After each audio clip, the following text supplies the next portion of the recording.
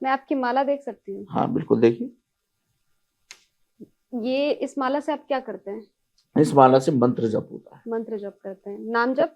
नाम चलते जप, फिरते? नाम जप भी हो सकता है। अब आपने ये माला मुझे दे दी, ठीक हाँ। है। कई लोगों के मन में ये सवाल होता है कि आप जिस माला से मंत्र जाप कर रहे हैं वो माला किसी और को, घर में ही किसी व्यक्ति को नहीं देनी चाहिए। बहुत बढ़िया क्या बात। ये सच्चाई है इसके पीछे कुछ? बिल्कुल, बहुत बड़ी सच्चाई है।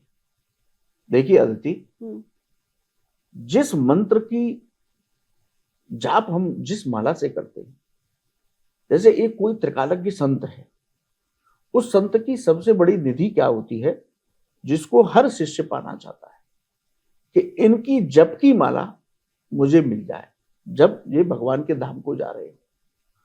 भाई मेरे गुरु हैं, मेरे गुरु जिस माला से जप कर रहे हैं, उस मंत्र जप के मनके में इतनी शक्ति आ गई, आज मेरे रोंगटे खड़े हो रहे हैं इस बात को।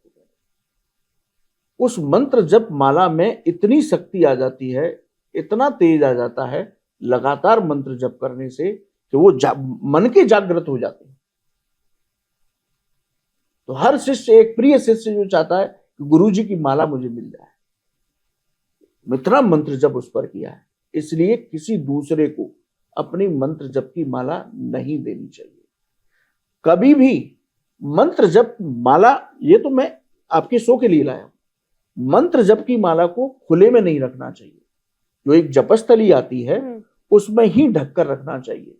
आप बाजार से माला लाए और मंत्र जप करते करते कभी कभी माला खंडित हो जाती है, तो कोशिश करनी चाहिए कि हमें मंत्र जप की माला फिर दोबारा से जो बाजार में मिलती है वो अच्छे धागे से नहीं पिरोई होती है, पिरोई अच्छे से गूंथ लेनी चाहिए कि वो खंडित ना हो।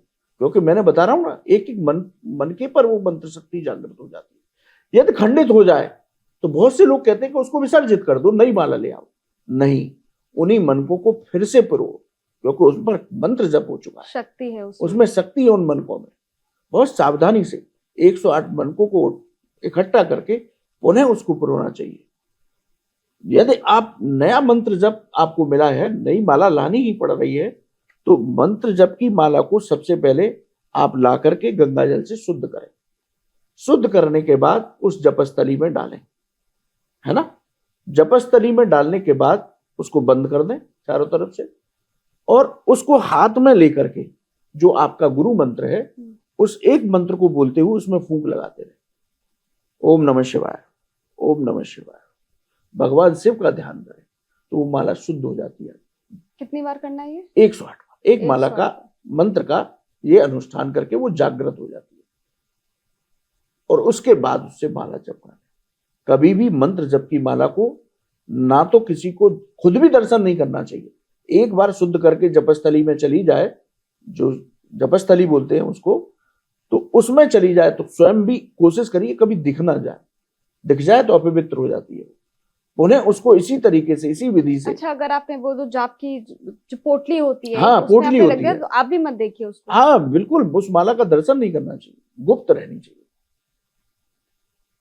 वो दिख भी जाए तो पुनः इसी पद्धति से उसको शुद्ध करके फिर रखना चाहिए। गंगा जल लिया, उसको शुद्ध किया, उसके बाद उसको पोटली में डाली, बंद की, पोटली को बंद किया, उसके बाद हाथ में लेकर के और जो भी आपका मंत्र है, गुरु मंत्र बोल के फूंक मारते रहिए 108 बार, तो वो शुद्ध हो जाएगी आपकी।